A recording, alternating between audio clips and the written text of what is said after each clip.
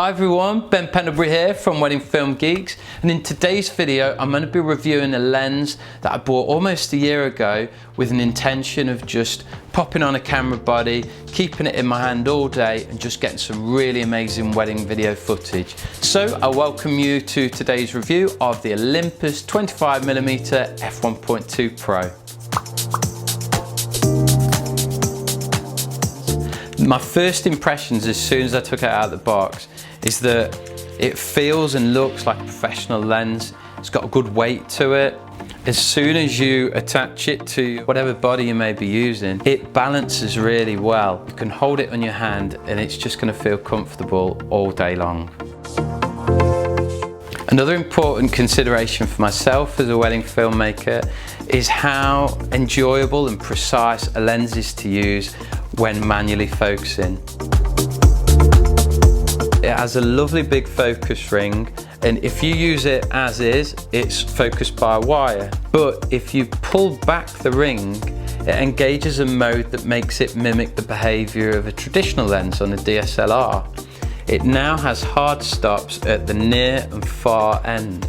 It also has a lovely resistance as you twist it round. You get really precise control. When the bride is coming down the aisle towards you, it's really easy to keep her nice and sharp in the frame.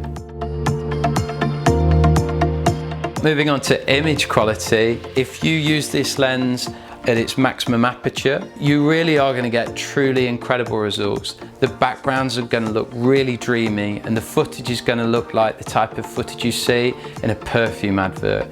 It really is remarkable. Another huge benefit of having that 1.2 aperture is that it makes this lens an absolute low light beast. Often we're shooting in venues where lighting conditions are very dull, very dark. We need to let as much light as possible into that sensor to get the best possible results. There might be a moment quite late in the day, like the first dance, where I want to shoot at a high frame rate so I can slow things down and get a lovely sort of romantic look. And having as much light as possible means that I can up the frame rate, whereas with a slower lens, I might just have to stick with standard speed footage. So in conclusion, would I recommend this lens to wedding filmmakers? Well, if you're just starting out in wedding videography, I would say that this lens is probably a little bit of a big expense when you're just learning still.